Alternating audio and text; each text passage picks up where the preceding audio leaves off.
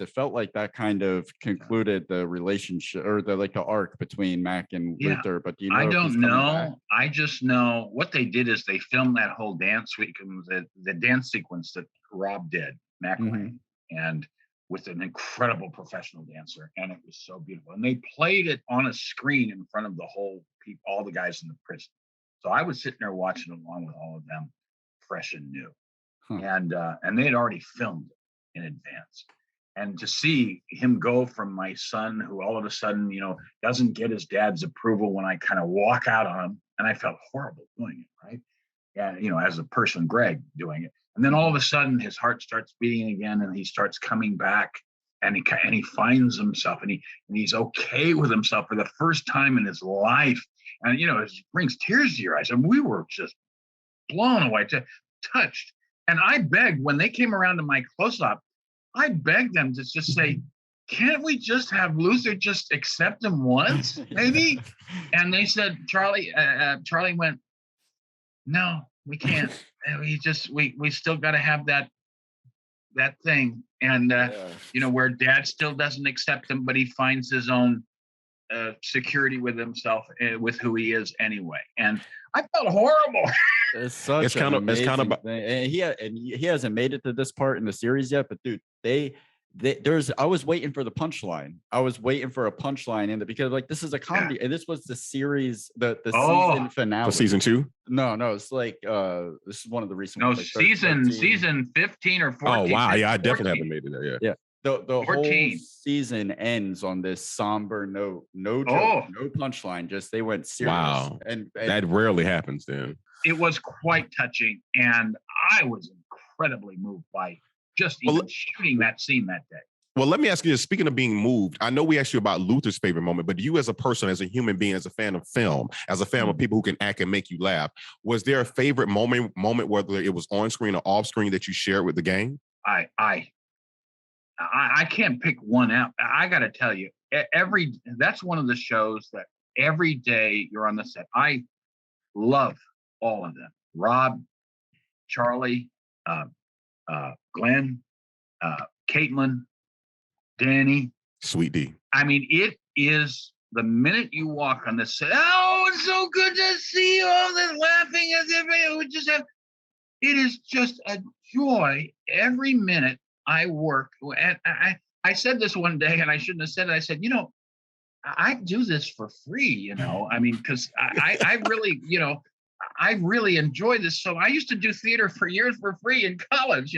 I would just do this for the fun, but they're actually paying me, so I won't turn it down. But it's that much fun. And when you're doing something like that, and you can work long hours on it, but with those guys, it's all a joy. I couldn't pick one moment. It would be just impossible.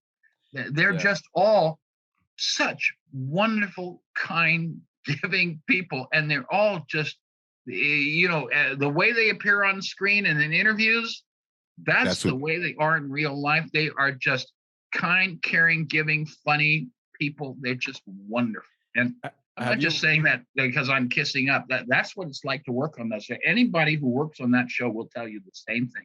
Yeah. It is just a joy to work on that stuff.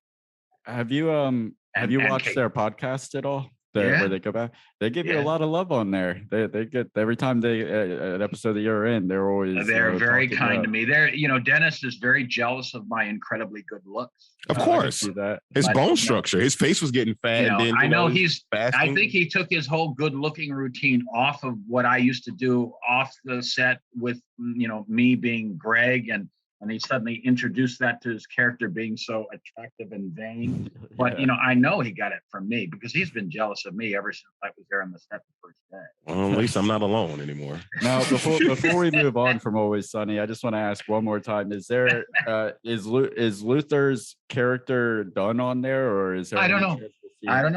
That's the thing about things that are recurring roles is translation NDA. Yeah, it's just if they decide to write me in with something else that comes with a plot line they can think of. But I was just happy that they wanted to keep me going for a while because, you don't usually get that where they just say, hey, let's have him back for another season, two-parter, and then maybe another season, and let's write something else.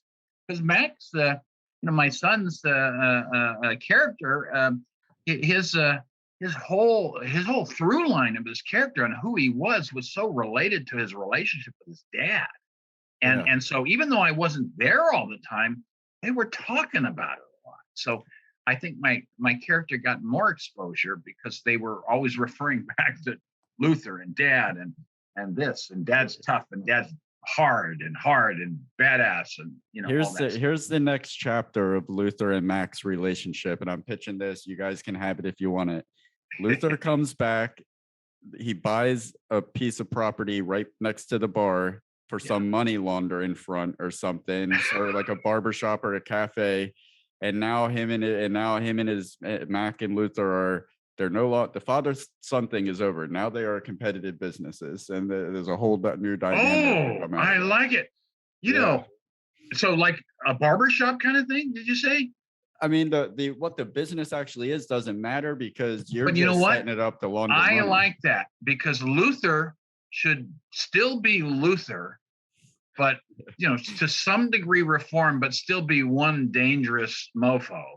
And cutting kids' hair, and like be a barber. Yeah. And cut hair. I'll just take a little off the top. Want me to give you a shave? Sweeney? It's Sweeney Todd? With the blade right next to that would be perfect, because I had some scenes where I was doing the thing on the movie with Robert De Niro, where I was stalking them. They thought I was stalking them. Mm-hmm. I can't remember, but in one of the episodes. But I like that. I like that. We should definitely have a spin-off series with Luther. Yeah, let's do it. Just let the guys know. Durden Godfrey will come in. He'll write it free of charge. No, we'll make it happen. Well, there's one caveat. Mr. Royal needs to show up in an episode. You write it for free. Your only price is I got to act in it. Okay. I'll take a small role. We're already in contract. We're in negotiations now. All right. Come inside and I can fight you. Come inside and I can fight